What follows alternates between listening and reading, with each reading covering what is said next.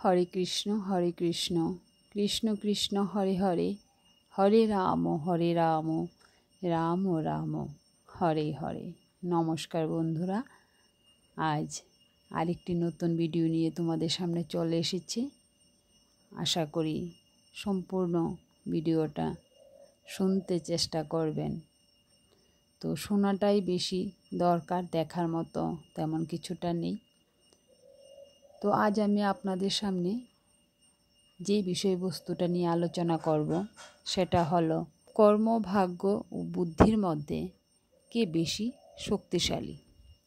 মানব জীবনে এই তিনজনের মধ্যে কার গুরুত্ব সব থেকে বেশি, চলুন জেনে নিই ছোট্ট একটি গল্পের মাধ্যমে। একদিন স্বর্গে কর্ম, ভাগ্য ও বুদ্ধি তিনজনই নিজেদের মধ্যে লড়াই করছিল। কর্ম বলে আমি মহান, ভাগ্য বলে আমি মহান, বুদ্ধি বলে আমি মহান। এই নিয়ে তিনজনের মধ্যে চলছে দ্বন্দ্ব। কেউ কাউকে ছাড়ার নয়, সবাই সবার জায়গায় মহৎ হয়ে রয়েছেন। তাই কেউ মেনে নিতে পারছেন না, নিজেই নিজেকে বলছে আমি মহৎ। এই নিয়ে প্রচণ্ড ঝগড়া কুন্দল লেগেই আছে, কিছুতেই সমস্যার সমাধানই হচ্ছে না। কয়েকদিন হয়ে গেল তাদের লড়াই, কিছুতেই সেই লড়াই থামবার নয়। তখনই নারদ মুনি সেখান দিয়ে যাচ্ছিলেন। কর্ম, ভাগ্য ও বুদ্ধির মধ্যে বিবাদ দেখে নারদ মুনি সেখানে চলে আসেন এবং বলেন, তোমরা তিনজনই নিজেদের মধ্যে কেন লড়াই করছো? এ কথা শুনে তারা তিনজনই বলে ওঠেন, হে নারদ মুনি, আপনি আমাদের বিচার করুন যে আমরা তিনজনের মধ্যে কে বড়। তখন নারদ মুনি হেসে বললেন, ঠিক আছে, আমি তোমাদের বলছি, তোমরা তিনজনই পৃথিবীতে যাও। একথা শুনে তারা তিনজনই বলে ওঠেন, হে নারদ মুনি, আপনি আমাদের বিচার করুন যে আমাদের তিনজনের মধ্যে কে বড়। তখন নারদ মুনি হেসে বললেন, ঠিক আছে, আমি তোমাদের বলছি, তোমরা তিনজনই পৃথিবীতে যাও। গিয়ে কোনো সাধারণ মানুষের কাছে তোমরা এক এক করে 1 সপ্তাহ করে থাকো। যার দ্বারা ওই সাধারণ মানুষটির উন্নতি হবে, তাকেই সবথেকে মহান বলে মনে করা হবে। তারপর নারদ মুনি সেখান থেকে চলে গেলেন। কর্ম, ভাগ্য ও বুদ্ধি পৃথিবী লোকে চলে গেলেন। প্রত্যেকে একে একে যাচ্ছেন। সেখানে এসে তারা এক কাঠুরিকে দেখতে পায়। ওই কাঠুরে খুবই দরিদ্র ছিল। তারপর কাঠুরে জঙ্গলে গিয়ে কাঠ কাটতে শুরু করে। তখন কর্ম, ভাগ্য ও বুদ্ধি তিনজনই নিজেদের মধ্যে আলোচনা করে বলে, আমরা এই ব্যক্তির শরীরে প্রবেশ করে 1 সপ্তাহ করে থাকব। আর আমাদের তিনজনের মধ্যে যার দ্বারা এই ব্যক্তির উন্নতি হবে, সেই আমাদের মধ্যে সবথেকে মহান ব্যক্তি হবে। তখন কর্ম বলল, সবার প্রথমে আমি যাব, আর আমি ওই ব্যক্তির উন্নতি করবই। তারপর কর্ম ওই ব্যক্তির মধ্যে প্রবেশ করে। ওই ব্যক্তির মধ্যে কর্ম প্রবেশ করায় তার কর্মক্ষমতা দ্বিগুণ হয়ে যায়, যার ফলে ওই কাঠুরে প্রতিদিনের চেয়ে দ্বিগুণ পরিমাণে কাঠ কাটত। যা দেখে ওই কাঠুরে খুবই খুশি হয়ে যায় এবং সে বলে, আজ আমি এত বেশি কাঠ কাটলাম, কিন্তু সে এতগুলি কাঠ কিছুতেই তুলতে পারছিল না। কারণ যতটুকু কাঠ সে তুলতে পারত, সে প্রতিদিন ততগুলি কাঠ কাটত।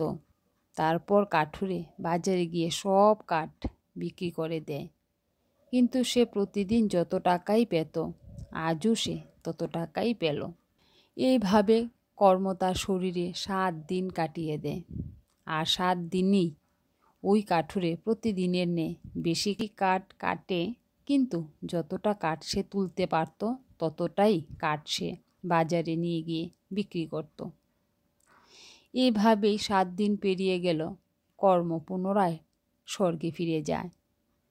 তখন ভাগ্য বলে, কর্ম তো তাকে ধনবান বানাতে পারল না, দেখি আমি তাকে কিভাবে ধনবান বানাই। এরপর ভাগ্য ওই কাঠুরের শরীরে প্রবেশ করে। কিছুক্ষণ পরে ওই কাঠুরে ওই জঙ্গল থেকে ধনে ভরা একটি পুঁটলি কুড়িয়ে পায়, যার ফলে ওই কাঠুরে খুবই ধনবান হয়ে গেল। কিন্তু ওই এতগুলো টাকা একসাথে পেয়ে কাঠুরে খুবই খরচ করতে লাগলো, কারণ সেই টাকা জমিয়ে রাখার জন্য তার কাছে না কোনো বুদ্ধি ছিল, কিংবা সঠিক স্থানে সেই টাকা ব্যবহার করার জন্য তার কাছে না আছে কোনো কর্ম। কারণ কর্ম তার শরীর থেকে বেরিয়ে যাবার পর ওই কাঠুরে খুবই অলস হয়ে পড়ে। এইভাবে কয়েকদিনে সে সব টাকা খরচ করে ফেলে, আর ওই কাঠুরে যেমন ছিল আবার তেমনই হয়ে গেল। এরপর ভাগ্যের কাজ শেষ হওয়ার পর ভাগ্য পুনরায় স্বর্গে ফিরে যায়, আর স্বর্গে এসে মন খারাপ করে বসে থাকে। তখন বুদ্ধি ভাগ্যকে বলে, ভাগ্য, তুমিও ওই ব্যক্তিকে ধনবান বানাতে পারলে না, এবার দেখো আমি গিয়ে কি করি। এরপর বুদ্ধি ওই কাঠুরের মস্তিষ্কে প্রবেশ করে। বুদ্ধি তার মস্তিষ্কে প্রবেশ করতেই ওই কাঠুরের অনেক জ্ঞান লাভ হলো। তখন সে তার কুদালটা কাঁধে তুলে নেয় আর জঙ্গলে কাঠ কাটতে বেরিয়ে পড়ে। এরপর সে প্রতিদিনের চেয়ে আজ সে একটু বেশি কাঠ কাটে। এরপর সব কাঠের টুকরোগুলো ভালোভাবে তুলে নেয় আর টানতে টানতে বাজারে নিয়ে যায়। আজ কাঠুরে প্রতিদিনের চেয়ে আরও একটু বেশিই টাকা পেল, আর সেই টাকা দিয়ে কাঠুরে আরও একটি নতুন কুদাল কিনে নিল। এরপর সে দুটি কুদাল ভালোভাবে ধার দিয়ে নিয়ে কাঠ কাটতে বেরিয়ে পড়ে। কাঠ কাটতে কাটতে একটি কুদালের ধার কমে গেলে আরও একটি কুদাল দিয়ে সে কাঠ কাটতে শুরু করে।